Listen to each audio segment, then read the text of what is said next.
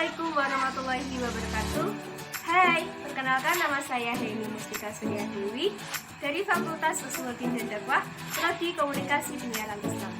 Saya akan mereview ulang materi filsafat yang telah disampaikan oleh beliau, Bapak Saiful Mujab MA, dosen filsafat umum Prodi Komunikasi Penyiaran Islam, IAIN Kediri. So, simak sampai selesai ya guys.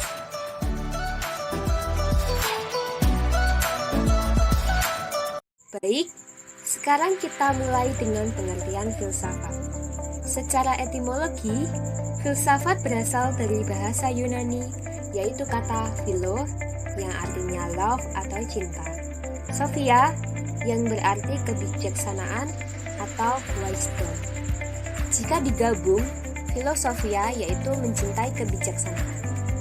Jadi, secara etimologi, filsafat mempunyai arti jalan bagaimana kita mencintai atau menemukan kebijaksanaan. Kemudian, pengertian filsafat secara terminologi atau istilah. Filsafat adalah satu pendekatan untuk mempelajari sesuatu secara mendalam, secara radikal, secara komprehensif, menyeluruh, detail, dan menggunakan pendekatan logika untuk mencari satu kebenaran yang paling tertinggi atau kebenaran sejati.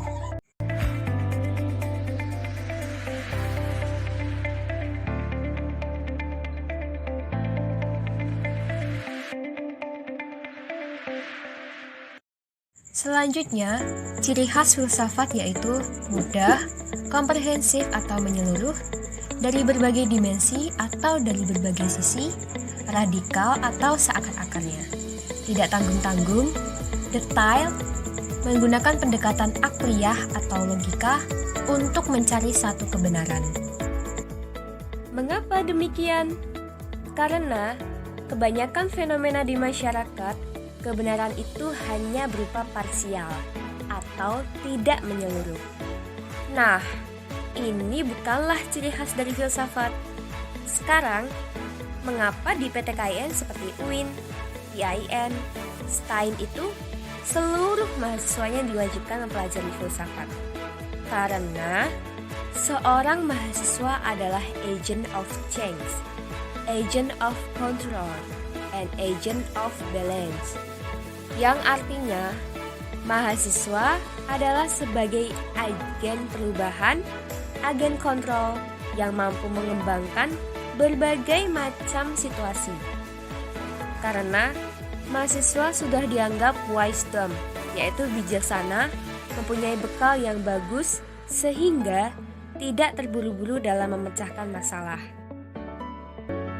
Contoh filsafat yang sering kita dengar tentang kisah 5 si buta yang disuruh mendeskripsikan bentuk seekor gajah.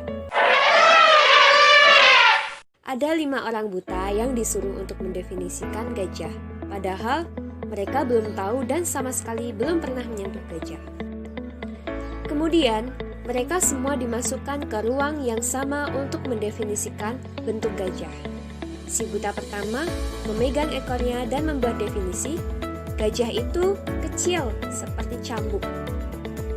Si buta dua memegang kakinya dan mendefinisikan, gajah itu seperti tiang listrik. Si buta ketiga memegang telinganya dan mendefinisikan, oh, gajah itu seperti kipas. Si buta keempat memegang dadanya dan mendefinisikan, gajah itu besar seperti raksasa.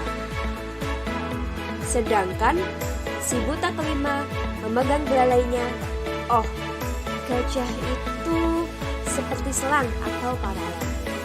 Nah, yang benar yang mana? Semua itu benar menurut sudut pandang dan dimensi masing-masing. Tapi mereka juga salah apabila dipandang secara komprehensif atau menyeluruh. Dan apabila kelima orang buta itu dipertemukan dan disuruh diskusi tentang gajah, maka mereka akan debat kusir tentang gajah. Makanya, filsafat itu mengkaji suatu fenomena tentang gajah ini dari sudut pandang si buta 1, si buta 2, si buta 3, si buta 4, dan si buta 5. Sehingga memiliki satu pandangan yang utuh tentang kebenaran. Sama nantinya ketika kita menghadapi masalah, apabila sudah hidup di masyarakat, kita jangan terburu-buru untuk menjustiskan atau menyimpulkan suatu masalah. Kita harus belajar kalem, stay cool, tenang dulu. Kita amati dulu, kita pelajari dari berbagai sisi. Setelah itu, baru kita mengambil sikap. Sekarang, kita membahas tentang tujuan filsafat. Tujuan filsafat apa sih? Tujuan filsafat ini kita diharapkan memiliki satu metode, pandangan, pendekatan setiap memahami sesuatu dengan cara yang lengkap. Bukan pandangan secara separuh-separuh atau sebagian-sebagian, tetapi lengkap. Oleh karena itu, kita semuanya diharapkan ketika memiliki pandangan yang lengkap, kita menjadi orang yang bijak, menjadi orang yang dewasa, bisa menjadikan kita bekal jadi agen perubahan, sehingga kita diharapkan menjadi orang yang wise. Dan disinilah pentingnya kita untuk mengkaji filsafat dan juga mempelajari filsafat. Bahkan, nanti setelah mempelajari filsafat, kita harus mempelajari filsafat ilmu dan juga filsafat Islam. Nah, teman-teman semuanya, sekarang kita bahas yuk mengenai hukum belajar filsafat ini.